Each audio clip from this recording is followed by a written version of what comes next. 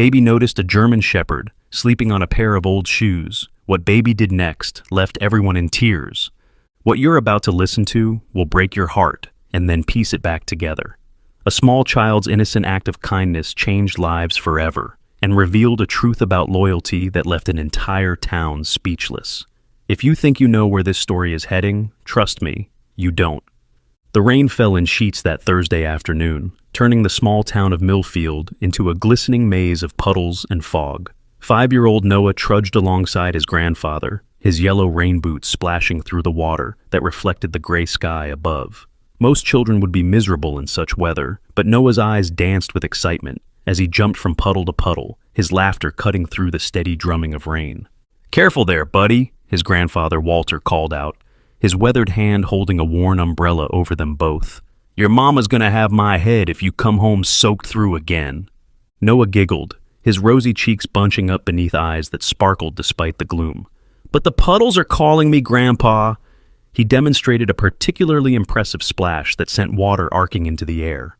Walter smiled, the wrinkles around his eyes deepening. At 72, he wasn't as spry as he once was, but taking care of Noah since his daughter's passing last year had given him a new purpose. They made an odd pair, the silver-haired man with arthritic hands and the energetic kindergartner with untied shoelaces, but they understood each other in ways that transcended words. They were cutting through Jefferson Park, on their way home from Noah's preschool when it happened, the moment that would change everything. Noah stopped so suddenly that Walter nearly tripped over him. The boy's body went rigid, his gaze fixed on something beneath a park bench about 20 feet away. "Noah, what's wrong, bud?" Walter asked, concern etching deeper lines into his face. Noah didn't answer. Instead, he took 3 cautious steps forward, then turned to his grandfather with wide eyes. "Grandpa," he whispered, pointing, "look."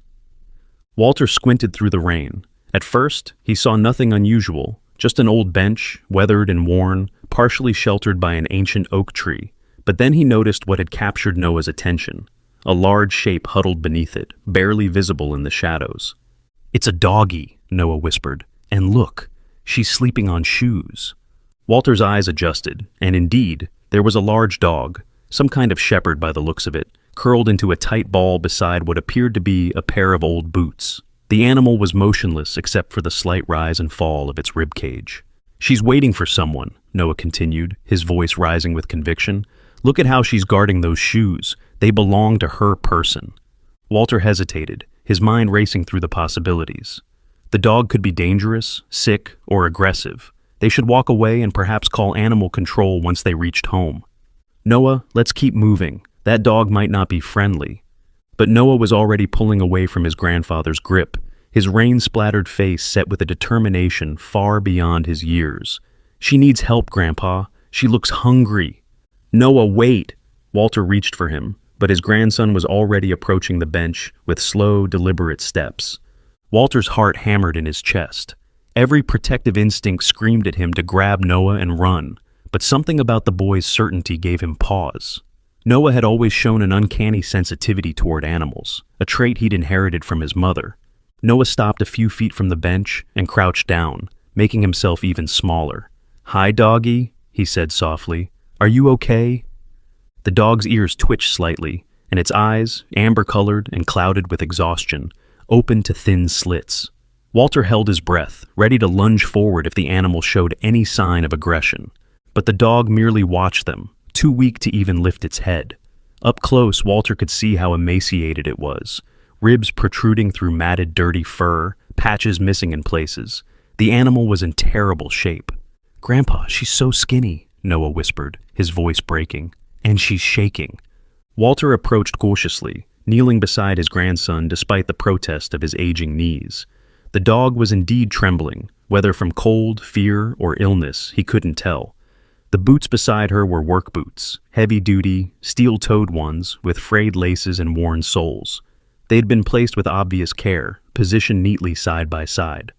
"Why would someone leave their shoes?" Noah asked, looking up at his grandfather with questioning eyes.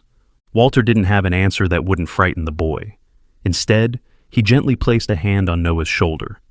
"Maybe they had to go somewhere in a hurry, and we'll come back for them." Noah shook his head with the certainty only children possess. "No, They're not coming back. That's why she's so sad. The dog's eyes followed their movements, but it made no attempt to stand or back away. When Noah slowly extended his small hand, palm up, the animal's nostrils flared slightly, taking in his scent. "Be careful," Walter warned, but he could already see the dog posed no threat. It was too weak, too broken. After a moment's hesitation, the dog extended its neck just enough to sniff Noah's fingertips. The boy beamed with delight. "See, Grandpa, she's nice. She's just scared and hungry." Noah turned his pleading eyes to Walter, and the old man knew what was coming before the words even left his grandson's mouth. "Can we help her? Please?" Walter sighed, looking from the boy to the dog and back again. The rain was falling harder now, and thunder rumbled in the distance. They couldn't leave the animal here, not in this condition. But taking in a stray, especially one this large and potentially sick, was a serious commitment. "Noah, this isn't like bringing home a lost toy. This is a living creature that needs medical attention, food, shelter." "We have all those things," Noah interrupted, his voice rising with determination. "And she has nobody, Grandpa. Nobody except those shoes, and they can't feed her." Walter looked at the dog again. Despite its size and breed, German Shepherd, he was almost certain, there was something gentle in its eyes. Something resigned, as if it had accepted whatever fate awaited it. "Please," Noah whispered, "Mom would have helped her." And there it was, the one argument Walter had no defense against. His daughter, Sarah, had always been the first to help any creature in need. It was what had made her such an excellent veterinary technician before the cancer took her. It was what had made her such a loving mother to Noah. "All right," Walter conceded, already wondering how they had managed to transport a dog this size. "But if she shows any sign of aggression, or if she's too sick for us to help, we'll need to call professionals. Understood?" Noah nodded solemnly, his face splitting into a wide grin that reminded Walter so much of Sarah it made his chest ache. "She'll be good. I promise." Walter removed his rain jacket, ignoring the immediate chill that seeped through his sweater. He carefully draped it over the dog, who watched him with wary but unthreatening eyes. "What about her shoes?" Noah asked, pointing to the boots. "We'll take those too," Walter decided. Something told him they were important to the dog, bizarre as that seemed. The closest thing they had to a stretcher was the garden wheelbarrow in the park's maintenance shed. Walter knew the old groundskeeper, Frank, and managed to borrow it with a quick explanation. Together, he and Noah gently coaxed the dog onto the makeshift transport, placing the work boots beside her. "What should we name her?" Noah asked, as they began the awkward journey home, Walter pushing the wheelbarrow while trying to hold the umbrella over all three of them. Walter studied the dog, noting the small patch of white fur on her chest, shaped roughly like a flower. "How about Daisy?" Noah's eyes lit up. "Like the flowers Mom used to grow in the backyard?" "Yes, she's Daisy." As they made their way through the park, neighbors and passers-by stared at the unusual procession. An elderly man pushing a wheelbarrow containing a large, emaciated German Shepherd, accompanied by an excited 5-year-old carrying a pair of muddy work boots. Mrs. Grayson from the bakery crossed the street to avoid them. The Henderson twins pointed and whispered behind their hands. Only Mr. Finch, the librarian, offered help, which Walter gratefully declined. They could manage. "People are staring," Noah observed, unbothered by the attention. "People always stare at what they don't understand," Walter replied, panting slightly from the exertion. The wheelbarrow was heavier than expected, and his back was beginning to protest. "What don't they understand?" Noah asked, skipping alongside despite the serious nature of their mission. Walter thought for a moment. "They don't understand how sometimes the best things we do in life look strange to others." By the time they reached their modest 2-bedroom house at the end of Oak Street, Walter's arms were trembling from the strain, and Noah was uncharacteristically quiet. The weight of the boots and the responsibility they'd taken on tempering his usual exuberance. Getting Daisy inside was another challenge. Despite her weakened state, she was still a large dog, and Walter's strength wasn't what it used to be. Eventually, they created a makeshift sling from an old sheet and managed to carry her into the living room, where they prepared a comfortable spot using old blankets near the radiator.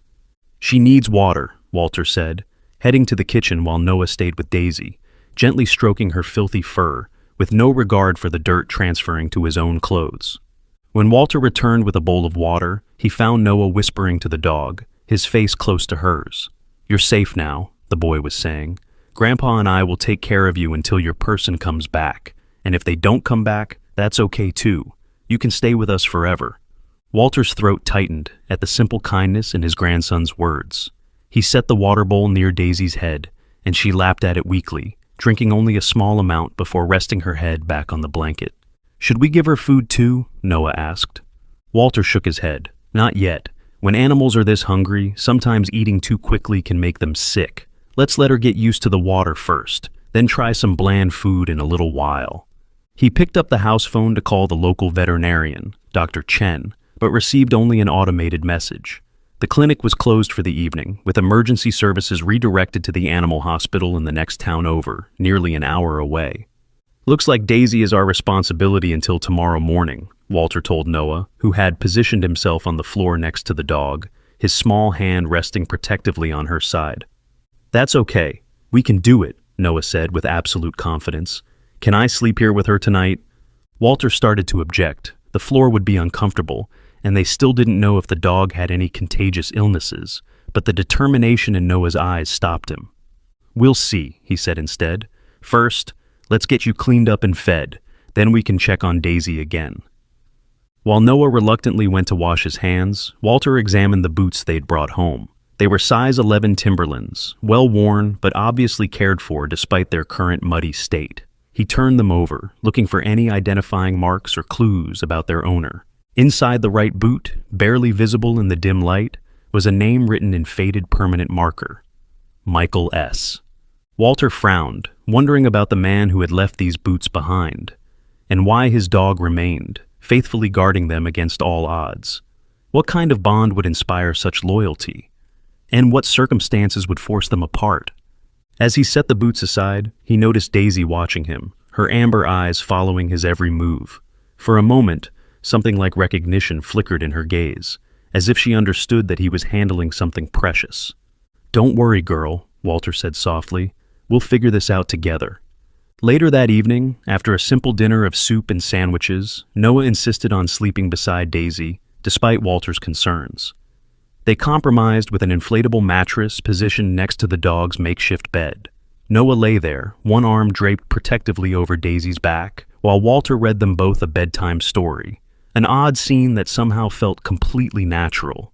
"Grandpa," Noah whispered, as Walter tucked him in, "I think Daisy was sent to us." "Oh? And why's that?" Walter asked, smoothing the boy's unruly hair. "Because we know what it's like to miss someone," Noah replied simply. "Just like she misses her person." Walter swallowed hard, unprepared for the wisdom in those innocent words. "You might be right about that, buddy," he managed to say. "You just might be right." As he turned off the lights, leaving only the soft glow of a nightlight illuminating the room, Walter glanced back at the unlikely pair, a tiny boy and a broken dog, finding comfort in each other's presence. And for the first time in a long while, the empty house didn't feel quite so lonely. What Walter didn't know, what he couldn't have predicted, was that this rain-soaked Thursday marked only the beginning of their journey with Daisy, and that the mystery of the abandoned boots would lead them down a path far more dangerous and extraordinary than any of them could have imagined. The next morning arrived with gentle sunlight streaming through the living room windows, revealing the aftermath of their rescue mission. Noah woke first, his small body curled protectively around Daisy, who had barely moved during the night. Walter found them like that, boy and dog breathing in quiet harmony, the work boots standing sentinel nearby like forgotten guards.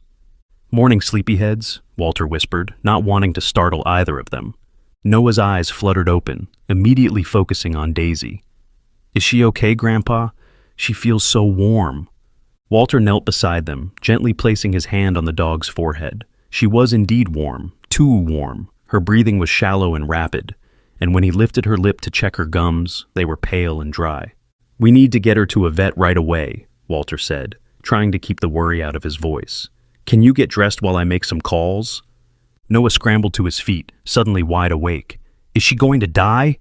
The question hit Walter like a punch to the chest. He'd promised himself he wouldn't let Noah experience another loss, not so soon after his mother. "No, buddy. We're going to take very good care of her, but she needs medicine that only a doctor can give her." While Noah hurried to get ready, Walter called every veterinary clinic within a 50-mile radius. Most were booked solid, but Dr. Amanda Rivera at Valley Animal Hospital agreed to see them as an emergency case if they could get there within the hour. The challenge was transportation. Their old Honda Civic wasn't built for carrying large dogs, especially sick ones. Walter ended up borrowing his neighbor Jim's pickup truck, promising to explain the whole story later. Getting Daisy into the truck required all of Walter's remaining strength and Noah's surprising determination. The dog was conscious but weak, her eyes unfocused and her movements sluggish. Noah insisted on riding in the back with her, his small hands never leaving her side. "Talk to her," Walter called through the rear window as they drove. "Let her know she's not alone." Noah obliged, keeping up a steady stream of chatter about everything from his favorite cartoons to the breakfast they'd share once Daisy felt better. And incredibly, the dog seemed to respond, her ears perking slightly whenever Noah's voice reached her. Valley Animal Hospital was a modern building on the outskirts of town, all glass and steel that looked more like a human medical facility than a traditional vet clinic. Dr. Rivera met them at the entrance, a petite woman in her 40s with kind eyes and hands that moved with practiced efficiency. "Let's get her inside," she said without preamble, directing them to an examination room equipped with a hydraulic table. "How long has she been in this condition?" "We found her yesterday evening," Walter explained, as they carefully lifted Daisy onto the table.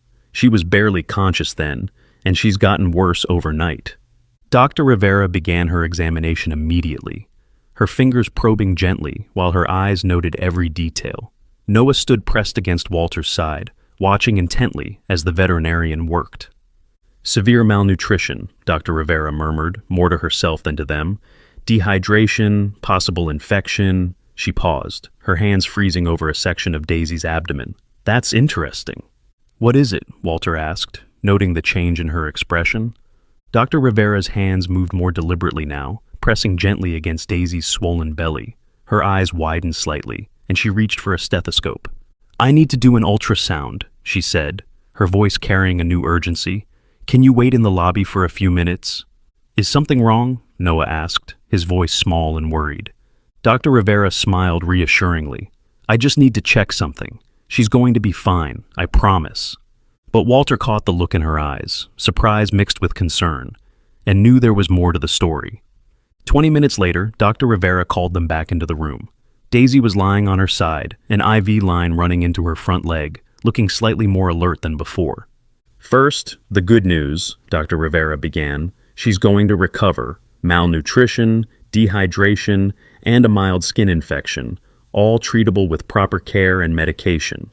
"And the other news?" Walter prompted, sensing there was more. Dr. Rivera looked from Walter to Noah, seeming to choose her words carefully. "Your dog is pregnant, about 6 weeks along, I'd estimate. She's carrying at least 4 puppies, possibly more." The room fell silent, except for the gentle hum of the ventilation system. Noah's mouth fell open, his eyes growing wide with wonder and excitement. "Puppies?" he whispered. "Daisy's going to have babies?"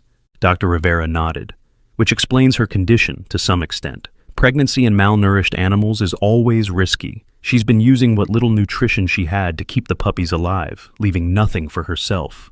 Walter sank into a chair, suddenly feeling every one of his 72 years.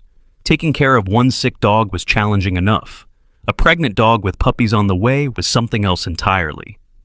"There's something else," Dr. Rivera continued, lifting Daisy's ear to reveal a small tattoo, a series of numbers barely visible against the dark skin. "This indicates she was part of a breeding or training program at some point. Professional operations usually tattoo their animals for identification." Noah reached over to gently touch the tattoo, his brow furrowed in concentration. "What kind of program?" "Could be military, police, or private security," Dr. Rivera explained. "German Shepherds are commonly used in those fields. The tattoo should help us trace her origins if we contact the right agencies." Walter felt a chill run down his spine. Military or police dogs didn't just end up abandoned in parks. Something had gone very wrong in Daisy's past. "Dr. Rivera," he said carefully, "if she was part of an official program, wouldn't they be looking for her?" The veterinarian's expression grew serious. "That's exactly what concerns me. Dogs like this don't just disappear without someone noticing. Either she escaped from somewhere or—" She paused, glancing at Noah. "Let's just say there could be people looking for her." Noah, oblivious to the adulting implications of the conversation, was focused entirely on the revelation about the puppies. When will they be born? Can I help take care of them? Will they look like Daisy? About 3 more weeks, Dr. Rivera answered, smiling at his enthusiasm despite her concerns. And yes, with proper supervision, you can definitely help, but it's going to be a lot of work. Newborn puppies need attention around the clock. We can do it, Noah declared with absolute certainty. Right, Grandpa? Walter looked at his grandson's eager face, then at Daisy, who was watching them all with those intelligent amber eyes. Despite every practical concern screaming in his head, he found himself nodding. We'll figure it out, he said. But first, let's focus on getting Daisy healthy. Dr. Rivera provided them with a detailed care plan, special food, medications, and instructions for preparing for the birth. She also offered to research the tattoo number, promising to make some discreet inquiries about Daisy's possible origins. One more thing, she said as they prepared to leave. Keep her calm and comfortable. Stress can cause complications during pregnancy, especially in her weakened condition. And if anyone comes asking about her, she paused meaningfully, maybe give me a call first. The ride home was quieter than the morning trip. Daisy seemed more comfortable thanks to the IV fluids and medication. But Walter's mind was racing with new worries. Noah, however, was practically vibrating with excitement. We need to prepare a special place for the puppies, he chattered. And names. We need to think of names for all of them. And toys, and tiny food bowls, and... Slow down there, buddy, Walter chuckled, despite his concerns. Let's take this one day at a time. Back home, they set up a more comfortable area for Daisy in the spare bedroom, Walter's former study that had been gathering dust since Sarah's death. They arranged blankets, water bowls, and the special food Dr. Rivera had prescribed. The work boots found a place in the corner where Daisy could see them, but they wouldn't be in the way. As evening approached, Noah insisted on reading to Daisy from his collection of picture books. Walter watched from the doorway as his grandson sat cross-legged beside the dog, dramatically acting out the story of the 3 little pigs, complete with different voices for each character. And then the wolf huffed and puffed, Noah announced, puffing out his cheeks. But he couldn't blow down the brick house. Daisy's tail thumped weakly against the blanket, the first real sign of happiness they'd seen from her. That night, as Walter tucked Noah into his own bed for the first time since Daisy's arrival, the boy was full of questions. Grandpa, why did someone leave Daisy all alone when she's having babies? Walter struggled for an answer that wouldn't frighten the child. Sometimes people have to make hard choices, Noah. Maybe whoever left her thought she'd be safer that way. But she wasn't safe. She was starving. No, she wasn't safe, Walter agreed. But maybe they didn't know that would happen. Or maybe they had planned to come back and couldn't. Noah was quiet for a moment, processing this. Do you think they're sad? The person who left the boots? Walter thought about the careful way the boots had been placed. The fact that Daisy had stayed with them, despite her desperate condition. I think they're probably very sad, yes. Then we should take extra good care of Daisy, so when they come back, they'll know she was loved. Walter's throat tightened at the simple wisdom of it. That's exactly what we'll do. But as Walter settled into his own bed later that night, listening to the old house creak and settle around them, he couldn't shake Dr. Rivera's warning. Military dogs, tattoos, mysterious abandonment, none of it pointed to a simple case of a lost pet. He thought about the careful way Daisy had positioned herself to guard those boots, the intelligence in her eyes, the disciplined way she accepted their help without the usual wariness of a truly feral animal. This was a dog trained for a purpose, separated from that purpose by circumstances they didn't yet understand, and somewhere out there, someone might be looking for her. Walter pulled his phone from the nightstand and typed a quick text to his old army buddy, Marcus, who had worked with military police for 20 years before retiring. Need to ask you about something. Can you call tomorrow? The response came back immediately, despite the late hour. Everything okay? Call any time. Walter smiled grimly. Marcus never slept well either, another gift from their service days. As he finally drifted off to sleep, Walter's last conscious thought was of Noah's absolute faith that they could handle whatever came next. The boy's optimism was infectious, but Walter had lived long enough to know that sometimes love and good intentions weren't enough to protect the people and animals you cared about.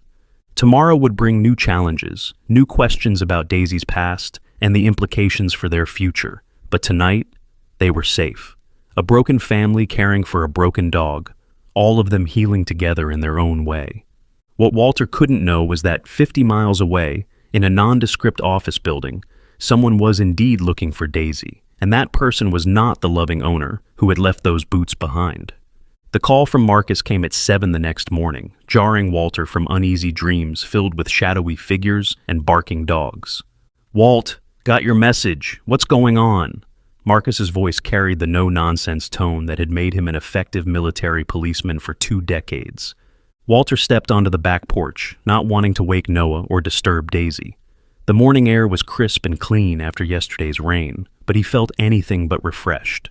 "We found a dog yesterday, German Shepherd, pregnant, half-starved. She's got a military tattoo."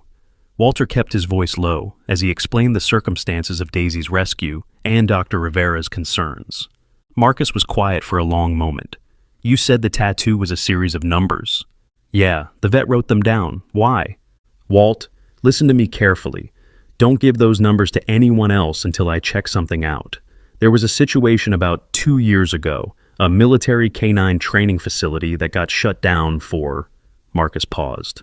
"Let's just say some people were using government resources for private gain. Dogs went missing during the investigation." Walter felt ice form in his stomach.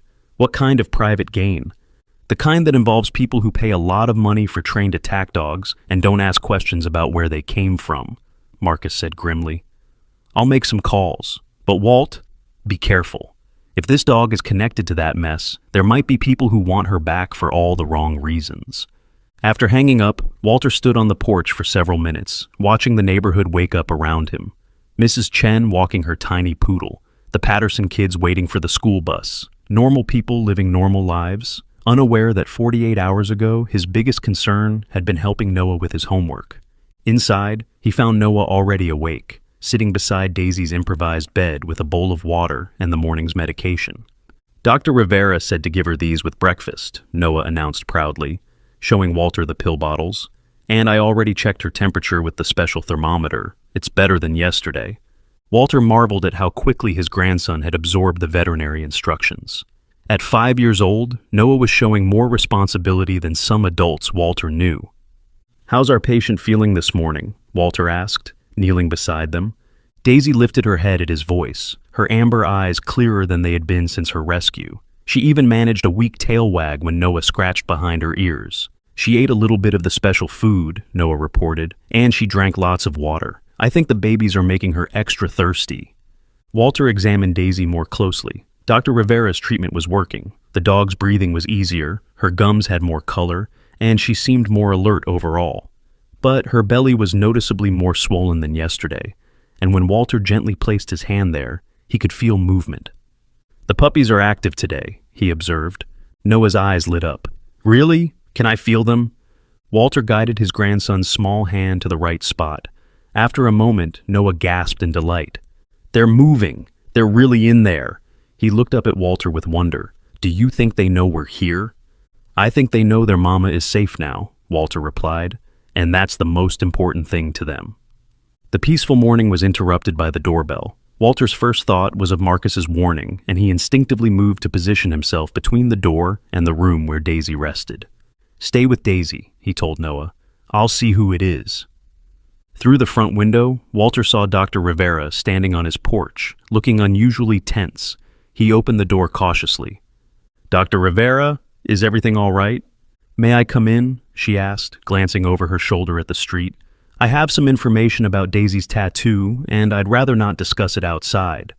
Walter led her to the kitchen, far enough from Daisy's room that Noah wouldn't overhear their conversation. "I made some calls yesterday," Dr. Rivera began without preamble. "That tattoo number traces back to a facility called Apex Canine Training. Officially, they were contracted to train dogs for military and law enforcement. Unofficially," she paused, choosing her words carefully, "they were shut down 2 years ago for selling trained dogs to private buyers, people who wanted personal protection animals but couldn't pass the background checks required for legitimate purchases." Walter felt his chest tighten. What happened to the dogs when the facility closed? Most were transferred to other facilities or retired to civilian families, but several went missing during the investigation. The assumption was that the facility's owner, a man named Raymond Cole, stole them before federal agents could seize all the assets. And you think Daisy was one of the missing dogs? Dr. Rivera nodded grimly. The timeline fits. Her condition suggests she's been living rough for months, possibly longer. And there's something else.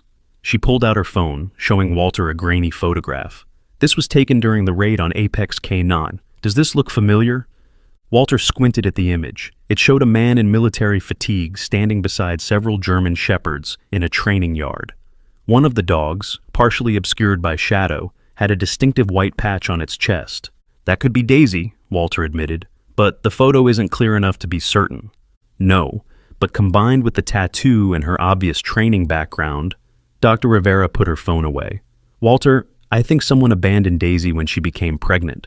Pregnant dogs are useless for protection work, and caring for them during pregnancy and whelping is expensive.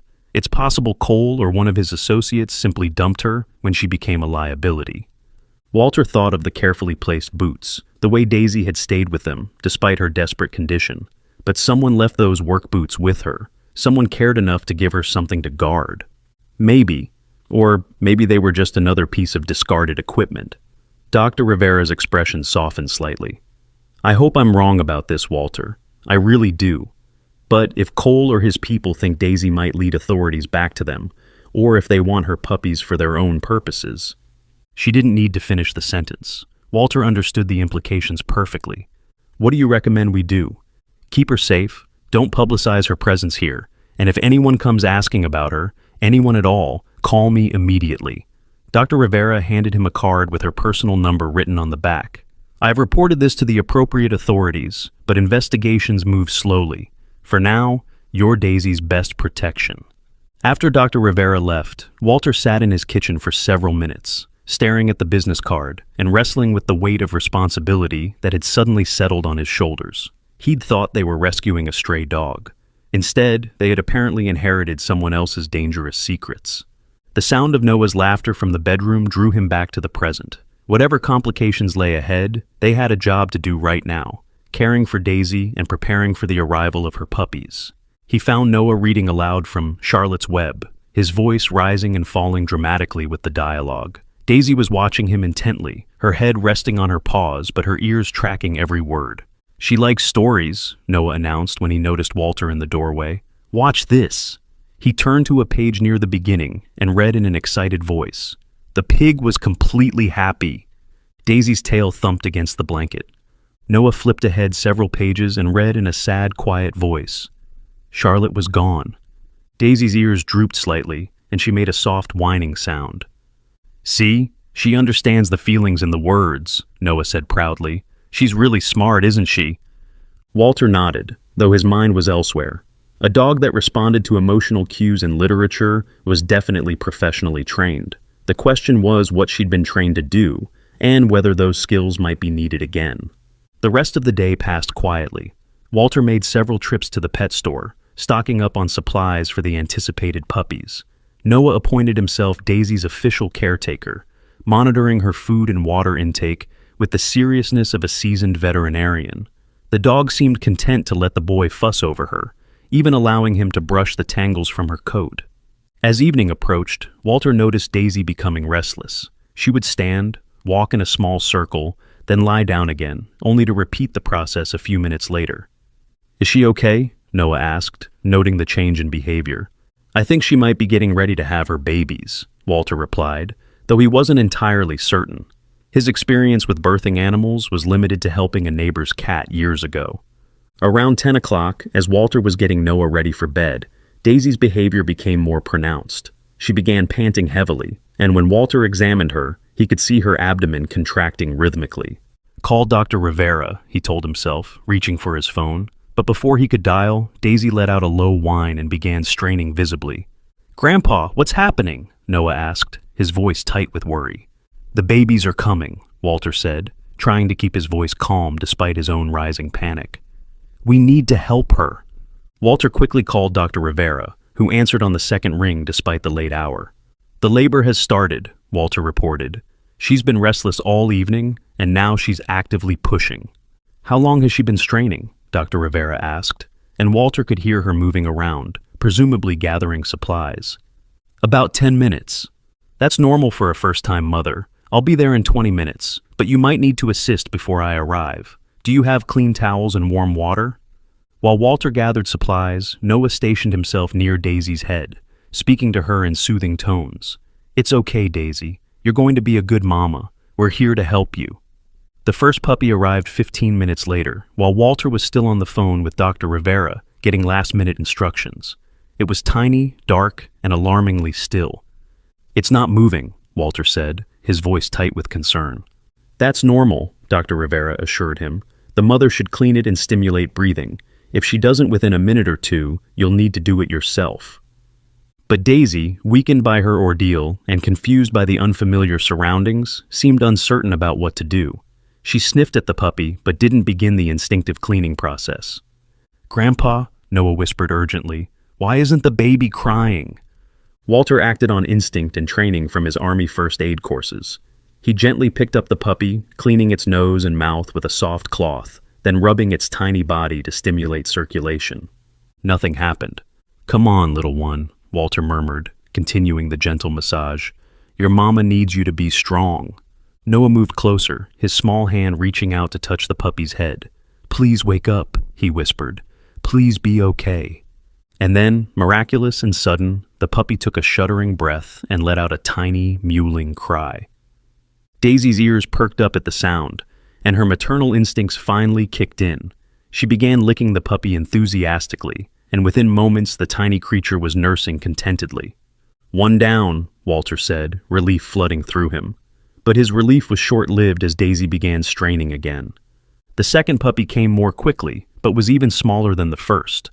This time, Daisy immediately began cleaning and caring for it, her confidence growing with experience. The third puppy arrived just as Dr. Rivera pulled into the driveway. It was larger than its siblings and began crying immediately, a good sign, according to the veterinarian. "How are we doing?" Dr. Rivera asked as she entered the room, medical bag in hand. "3 so far," Walter reported. "All seem to be breathing and nursing." Dr. Rivera quickly examined Daisy and the puppies, nodding approvingly. "She's doing well. Sometimes first-time mothers need a little encouragement to get started, but she's figuring it out." The fourth puppy was born 20 minutes later, followed quickly by a fifth, but the fifth puppy was significantly smaller than the others and showed no signs of life despite everyone's efforts to revive it. "Sometimes this happens," Dr. Rivera said gently, as she confirmed what they all already knew. The mother's malnutrition during pregnancy, not all the puppies had equal access to nutrients. Noah stared at the still form, his eyes filling with tears. "We couldn't save it?" "You saved 4 out of 5, Dr. Rivera told him, and that's wonderful. Many litters this size would have had more losses, especially given Daisy's condition." But Walter could see the loss weighing heavily on his grandson. Noah had thrown himself into caring for Daisy with the absolute belief that love and determination could overcome anything. The harsh reality of nature was a difficult lesson for a 5-year-old. "What do we name them?" Walter asked, hoping to redirect Noah's attention to the living puppies. Noah wiped his eyes and looked at the 4 tiny creatures nursing against their mother's side. The biggest one should be Hero, he decided, because he was brave enough to cry right away. And that one can be Hope, because we hope so hard for them to be okay. He pointed to the smallest surviving puppy, the one Walter had worked hardest to revive. And those 2 can be Faith and Grace, because that's what Mom used to say we needed when things got hard. Walter felt his throat tighten at the mention of Sarah. Even in his grief over the lost puppy, Noah was channeling his mother's wisdom. As Dr. Rivera packed up her supplies and prepared to leave, she pulled Walter aside.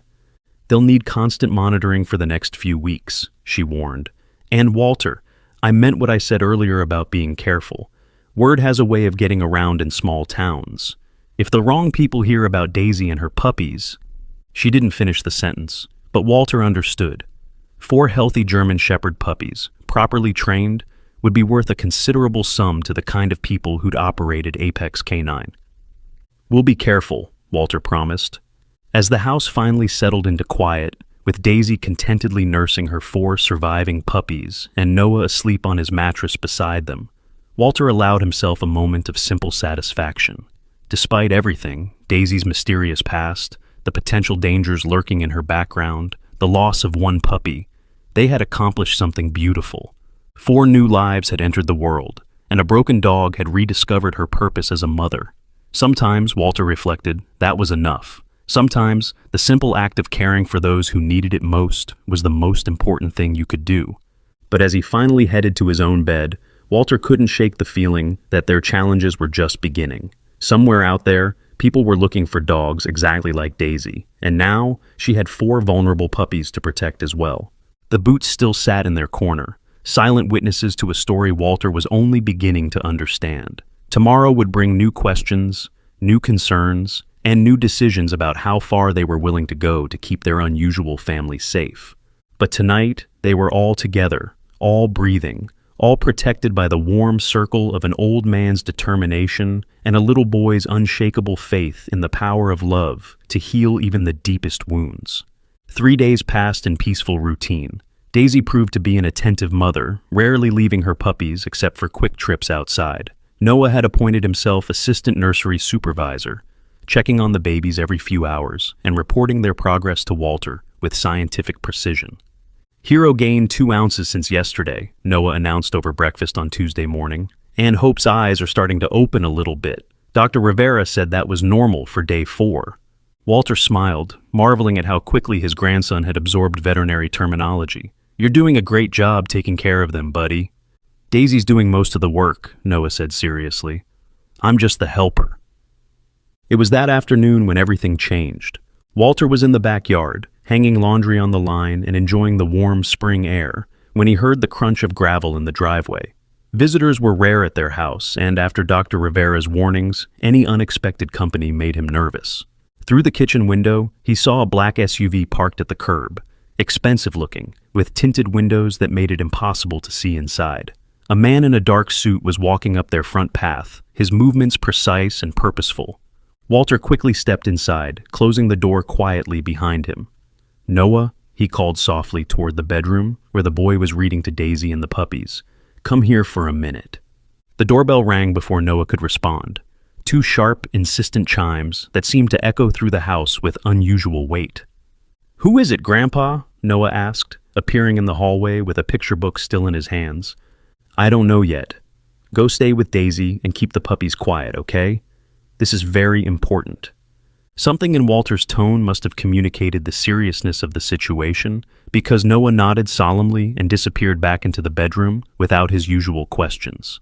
Walter approached the front door cautiously, noting that the man outside was looking around the neighborhood with the trained awareness of someone accustomed to assessing threats and exits. Can I help you? Walter called through the door without opening it. Mr. Patterson. The voice was smooth, professional, with just a hint of authority that suggested the speaker was used to having doors opened for him. My name is David Cole. I'm looking for a dog that belongs to me. Walter's blood went cold. Cole, Dr. Rivera had mentioned that name. Raymond Cole's son, perhaps? Or brother?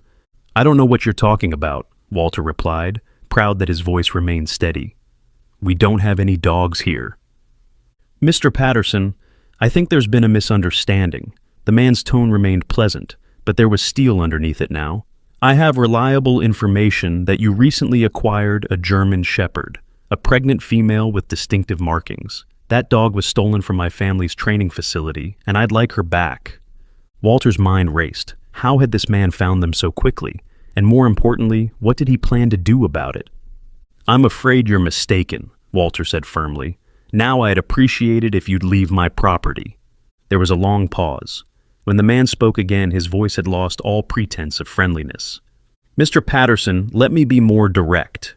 That dog represents a significant financial investment. Her puppies, if properly trained, could be worth $50,000 or more to the right buyers. I'm prepared to offer you $5,000 to return her, no questions asked. But if you continue to deny having her, things could become complicated. Walter felt anger surge through him, hot and immediate. This man was threatening him in his own home, treating Daisy and her babies like commodities to be bought and sold. Get off my property, Walter said, his voice low and dangerous. Now. Mr. Patterson, you don't understand who you're dealing with. The threat was interrupted by a sound that made Walter's heart skip, the distinctive whine of one of the puppies, audible through the thin walls of the old house. Cole's voice sharpened immediately. That's very interesting, Mr. Patterson. It sounds like you might have puppies in there after all."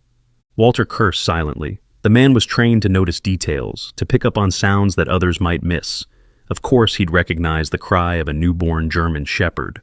"Last chance," Cole continued. "Open the door, let me verify that you have my property, and we can settle this like civilized people. Otherwise I'll be forced to contact the authorities about the theft of valuable animals." "Contact whoever you want," Walter shot back. "But you're not coming into my house, and you're not taking anything that belongs to this family." Another pause, longer this time. When Cole spoke again, his voice carried a different quality. Cold calculation rather than heated threat. "I see. Well, Mr. Patterson, I hope you understand that this matter isn't closed. I'll be back, and next time I might not come alone." Walter heard footsteps moving away from the door, then the sound of a car door slamming. The SUV's engine started with a powerful rumble, and moments later, it was gone. Walter remained standing by the door for several minutes, his heart pounding and his hands shaking slightly from the adrenaline.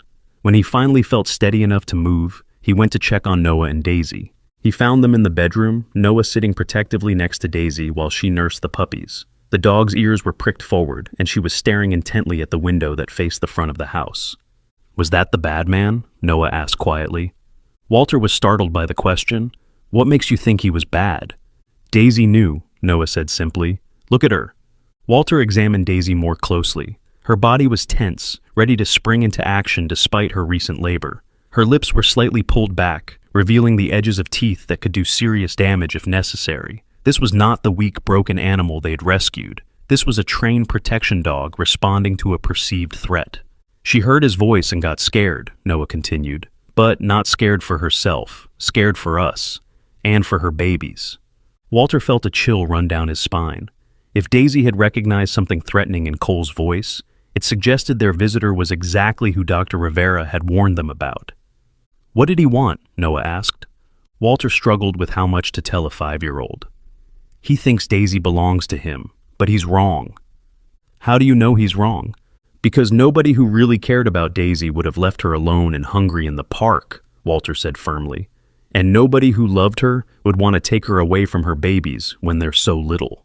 Noah nodded, accepting this logic with the straightforward reasoning of childhood. "So, we're not giving her back?" "No," Walter said, surprised by the certainty in his own voice. "We're not giving her back."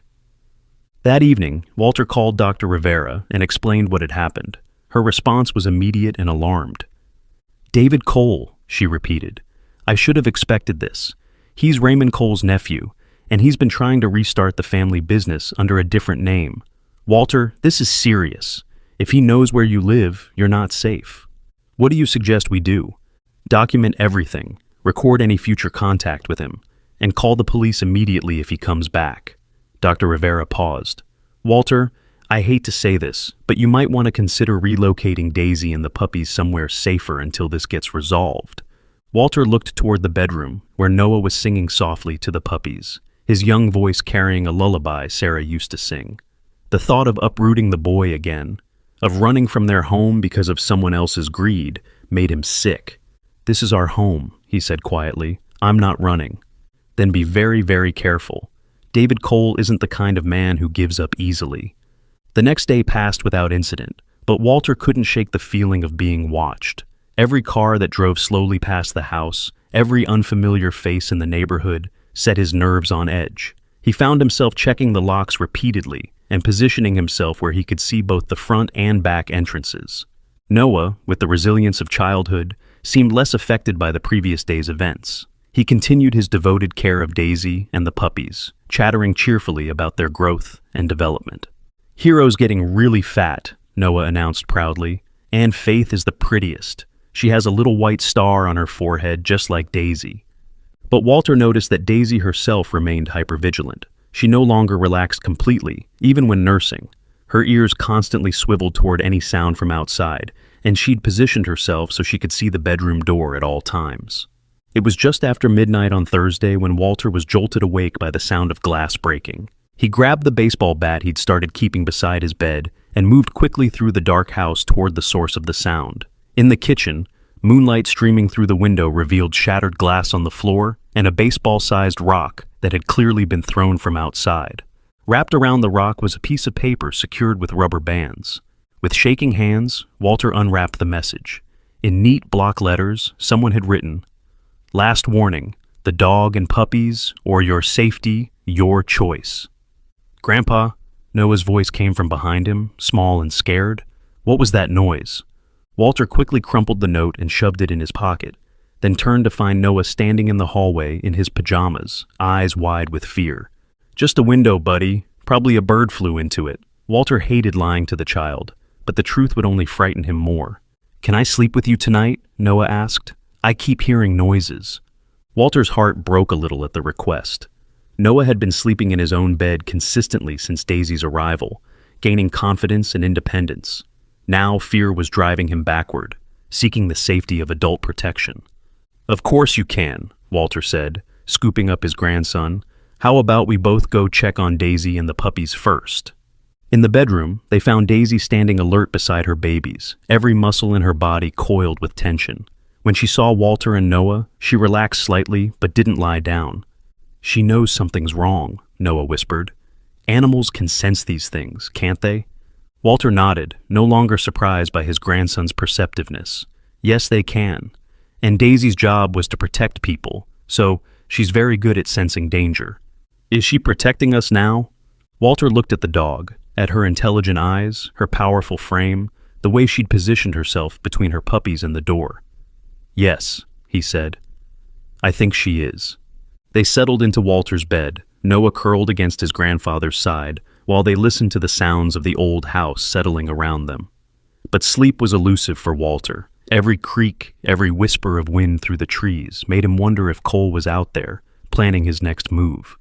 Around 3 a.m, Walter heard it, the soft sound of footsteps on gravel. Someone was walking around the house, testing windows and doors. Walter eased out of bed, careful not to wake Noah, and grabbed his bat. Moving to the bedroom window, he peered through a gap in the curtains. A figure in dark clothing was moving along the side of the house, checking each window systematically. When the person reached the kitchen window, the one with the broken glass, they paused, examining their handiwork. Walter's anger flared. This was his home, his sanctuary with Noah, the place where they were supposed to feel safe, and this man was treating it like his personal hunting ground. Making a quick decision, Walter moved to the back door and unlocked it quietly. He stepped outside, bat in hand, and called out into the darkness. "I know you're there, Cole. This is private property, and you're trespassing." The figure froze, then slowly turned toward Walter's voice. In the dim light from the street lamp, Walter could make out the same man who had come to his door. David Cole, no longer bothering with suits and pretense. "Mr. Patterson," Cole said calmly, as if being caught prowling around someone's house at 3 a.m. was perfectly normal. "I was hoping we could continue our conversation from yesterday." "At 3 a.m? By breaking my windows and threatening my family?" Cole's posture shifted slightly, and Walter caught the glint of something metallic in his hand. "I think you misunderstand the gravity of your situation. That dog and her puppies represent stolen property. I'm simply reclaiming what belongs to me." "You're wrong about that," Walter said, gripping the bat tighter. "And if you don't leave right now, I'm calling the police." Cole laughed, a sound devoid of humor. "The police? Mr. Patterson, do you really think they're going to side with an old man harboring stolen animals over a legitimate businessman trying to recover his property?" "I think they'll side with whoever's telling the truth," Walter replied. "And the truth is that you abandoned a sick, pregnant dog in a public park and left her to die." For the first time, Cole's composure cracked slightly. "I never abandoned any dog." "Then how do you explain the work boots? How do you explain why she was guarding them like they belonged to someone she loved?" Cole was quiet for a long moment. When he spoke again, his voice carried a different tone, something almost like regret. "Those boots, they belonged to one of my trainers, a man who got too attached to the animals and started questioning our business practices. He had to be dismissed." The implications of Cole's words hit Walter like a physical blow. Someone had cared about Daisy enough to leave her with a memento of their relationship, and that person was gone, dismissed in a way that suggested permanence. "What did you do to him?" Walter asked quietly. "That's not your concern," Cole replied, his cold mask sliding back into place. "What should concern you is that I'm running out of patience. One way or another, I'm leaving here with that dog and her puppies." Walter raised the bat slightly. "No, you're not." The two men stared at each other across the darkened yard, the weight of unspoken threats hanging heavy between them. Walter could feel his heart pounding, but underneath the fear was something stronger, a determination he hadn't felt since his army days. This man would not enter his house. This man would not harm his family. And this man would not take Daisy and her babies. The standoff was broken by a new sound, a low, rumbling growl that seemed to come from everywhere at once. Both men turned toward the house, where a large shadow had appeared in the back doorway. Daisy stood there, her amber eyes reflecting the streetlight like twin flames. She'd left her puppies, something she hadn't done since their birth, and positioned herself in support of Walter. Her lips were pulled back in a snarl that revealed teeth capable of ending any fight before it started. Cole took an involuntary step backward. "Control your dog, Patterson." "She's not my dog," Walter said, understanding flooding through him. "She's her own dog, and she's made her choice about who she trusts." For a moment, the three of them formed a tableau in the darkness. An old man with a baseball bat, a trained killer with unknown weapons, and a mother dog protecting her chosen family. Then Daisy took a step forward, and David Cole decided he'd tested fate enough for one night. "This isn't over," he said, backing toward the front of the house. "You can't watch them 24 hours a day. And when you slip up, when you make one mistake, I'll be there." Walter waited until he heard the SUV drive away before lowering the bat. His hands were shaking now, but whether from fear or rage, he couldn't tell. Daisy approached him cautiously, pressing her head against his leg in a gesture of solidarity. Together they stood in the quiet backyard, both understanding that their peaceful interlude was over. The war for their family had officially begun. Walter didn't sleep for the rest of that night. He sat in his armchair with the baseball bat across his knees, watching the windows and listening for any sound that didn't belong. Daisy had returned to her puppies, but positioned herself where she could see both her babies and the approaches to the house.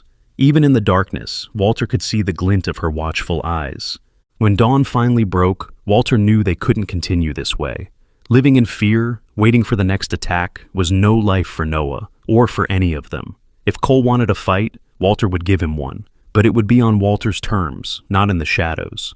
His first call was to Marcus, who answered on the second ring despite the early hour. "Walt? What's wrong?" Walter explained the previous night's events, including Cole's veiled threats about the dismissed trainer. Marcus listened without interruption, his breathing growing heavier as the story unfolded. "Son of a bitch," Marcus finally said. "Walt, you need to get out of there. Take the boy and the dog and disappear until we can sort this out officially." "No," Walter said firmly. "I'm not running, and I'm not letting him intimidate us into giving up Daisy and her babies." "Then what are you planning to do?" Walter had been thinking about that all night. "I'm going public. If Cole wants to operate in the shadows, threatening old men and stealing dogs, then let's drag him into the light. Sometimes the best defense is making sure everyone's watching." His second call was to Jennifer Martinez, a reporter from the local newspaper who'd covered Sarah's volunteer work at the animal shelter. Jennifer had always been fair in her reporting, and more importantly, she understood the difference between a human interest story and something that could put people in danger. "Mr. Patterson, it's been a while. How can I help you?" Walter took a deep breath. "Jennifer, I have a story for you, but I need your word that you'll handle it carefully. There are people who could get hurt if this isn't done right." 2 hours later, Jennifer arrived with a photographer, a serious young woman named Lisa who immediately understood the sensitivity of the situation. They found Walter and Noah in the backyard, where the puppies were experiencing their first taste of fresh air under Daisy's watchful supervision. "They're beautiful," Jennifer said softly, kneeling a respectful distance from the family, "and the mother looks remarkably healthy for a rescue." "That's thanks to my grandson," Walter said, placing his hand on Noah's shoulder. He refused to give up on her. As they spoke, Walter carefully shared Daisy's story, the rescue from the park, the discovery of her pregnancy, the caring for the puppies. He mentioned the military tattoo and the connection to Apex K9, but was deliberately vague about the threats from Cole. Jennifer was experienced enough to read between the lines. "You mentioned that people might be looking for her," Jennifer said carefully. "Are you concerned about her safety?" "I'm concerned about all of our safety," Walter replied. "There are people who see Daisy and her puppies as valuable property rather than living beings who deserve love and protection. The resulting article, which appeared online that afternoon and in print the next morning, was everything Walter had hoped for. Jennifer had crafted a heartwarming story about a 5-year-old boy who refused to abandon a sick dog, combined with enough details about the dog's professional background to make clear that this wasn't a simple case of finders keepers. The headline read, "Local Boy's Compassion Saves Military Dog and Her Puppies," and it was accompanied by Lisa's photograph of Noah reading to the puppies while Daisy watched with obvious contentment. Within hours, the story had been picked up by regional news outlets. By evening, it was trending on social media. Walter's phone rang constantly with calls from reporters, animal welfare organizations, and people offering support. But the call that mattered most came from Detective Sarah Chen with the County Sheriff's Department. "Mr. Patterson, I saw the article about your dog. I think we need to talk." Detective Chen arrived that evening with a partner, Detective Rodriguez, and a folder full of documents. They examined Daisy's tattoo, took photographs, and asked detailed questions about Cole's visits. "We've been investigating the remnants of the Apex K9 operation for over a year," Detective Chen explained. "David Cole has been very careful to stay just inside the legal boundaries, but we suspect he's been trying to recover dogs from the original facility to restart his uncle's business." "What about the trainer whose boots were left with Daisy?" Walter asked. Detective Chen and her partner exchanged glances.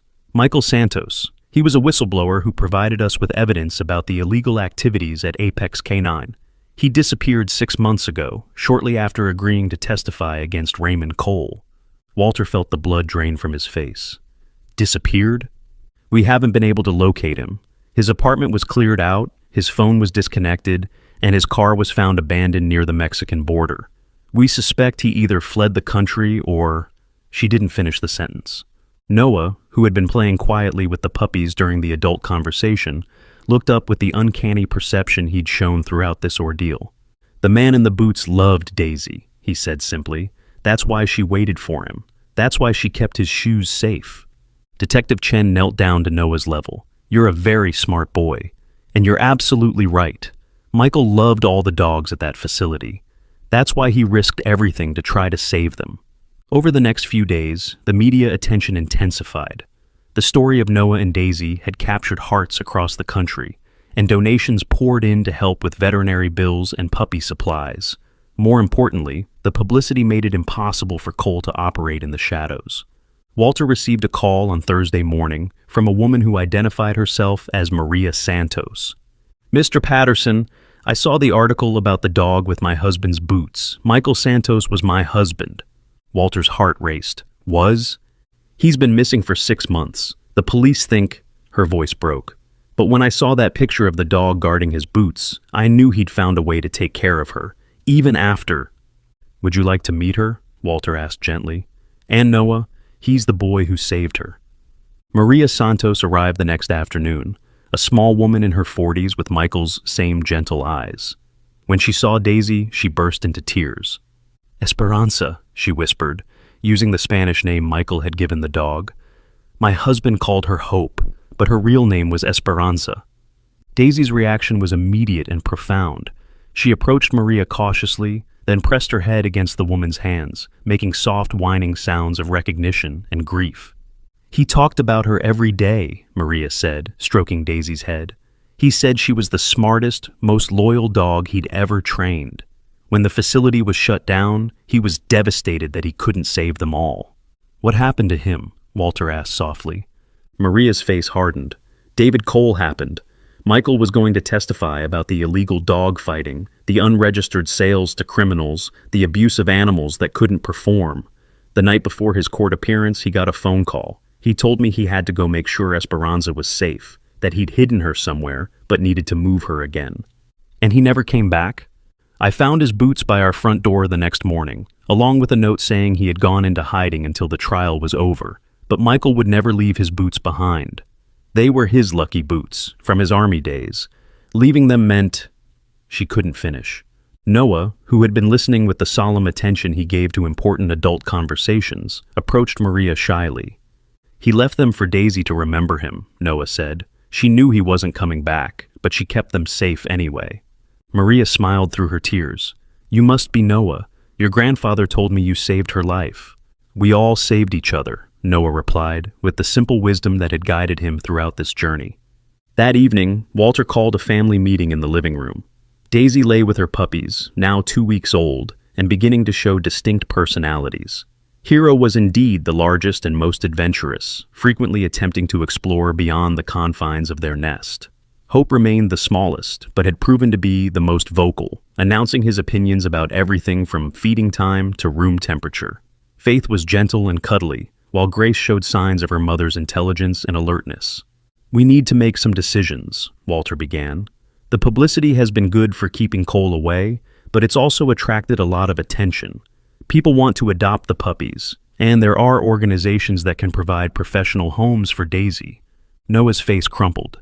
You want to give them away?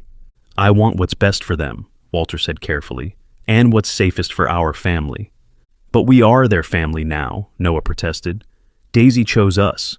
She could have gone with Maria, but she came back to us. It was true. When Maria had offered to take Daisy home with her, the dog had politely but firmly declined, returning to her place beside Noah and the puppies she'd birthed in their house. Some of the puppies should go to good homes, Walter said, but maybe not all of them. Over the next week, they carefully vetted potential adopters. Hero went to a retired police officer who specialized in training service dogs for veterans. Faith was adopted by a family with young children who promised to send regular updates and photos. Grace found a home with an elderly woman whose previous German Shepherd had recently passed away. But hope remained. The smallest puppy, the one Walter had worked hardest to save, had claimed Noah as surely as Noah had claimed him, and Daisy had made her choice clear. This house, this family, was where she belonged. The legal resolution came faster than expected. Detective Chen called on a Tuesday morning with news that David Cole had been arrested, trying to cross the border into Canada with a vehicle full of stolen dogs from facilities across 3 states. It turns out your story was the key, she explained. Once people started paying attention to his activities, other victims came forward. He's going away for a long time. And Daisy? She's yours, if you want her. Maria Santos has signed papers transferring any claim she might have had, and the state has cleared her for civilian adoption. That evening, Walter stood in the backyard watching Noah play with Hope, while Daisy supervised from her favorite spot in the shade. The work boots sat nearby, no longer symbols of loss and abandonment, but reminders of love that transcended even death. Maria visited regularly, sharing stories about Michael and helping to train Hope in basic commands. She'd found peace in knowing that her husband's last act had been to ensure Daisy's safety, and that his sacrifice had led to this unexpected family. Mom would have loved this, Noah said one evening, as they watched Daisy teaching Hope to fetch. She always said animals could teach us about loyalty and courage. Walter nodded, his throat tight with emotion. She would have been proud of you, buddy. You showed both of those things when you insisted on helping Daisy. Do you think Mr. Michael can see us from heaven? Noah asked. Do you think he knows Daisy is happy? Walter looked at the contentment on Daisy's face, the way she'd adapted to domestic life while never losing her protective instincts, the obvious bond between her and Noah. I think he knows, Walter said, and I think he's grateful. As the sun set behind the old oak tree that had sheltered their house for decades, Walter reflected on how much their lives had changed since that rainy Thursday afternoon. They had started as a broken family, an old man struggling to raise his grandson, a boy grieving his mother's loss. They'd thought they were rescuing an abandoned dog. Instead, they'd discovered that sometimes the things that seem broken are actually just waiting for the right moment to reveal their strength. Sometimes love comes in unexpected packages, a 5-year-old's stubborn compassion, a military dog's fierce loyalty, a stranger's willingness to sacrifice everything for those who couldn't protect themselves. Daisy had never worn boots, but as Noah had written on the small memorial they had placed beneath the oak tree, she didn't wear boots, but she filled them. The inscription was barely visible in the gathering darkness, but its truth illuminated everything around it. Sometimes the greatest honor you can give someone is to continue their work of protecting and loving those who need it most. And in the warm glow of the porch light, with Noah's laughter echoing across the yard and Daisy's watchful presence keeping them all safe, Walter knew that Michael Santos's legacy would live on in every act of kindness, every moment of courage, and every choice to help rather than walk away. The story that had begun with a child's notice of a sleeping dog had become something much larger, a testament to the power of love to transform loss into hope and strangers into family. Don't forget to like, share, subscribe, and let us know in the comments where you're watching from. Your support helps us continue sharing stories that remind us of the extraordinary courage hidden in ordinary moments. Because sometimes, the most important thing we can do is simply refuse to walk away when someone needs help. Even if that someone has 4 legs and a broken heart, and all they have to offer in return is their fierce,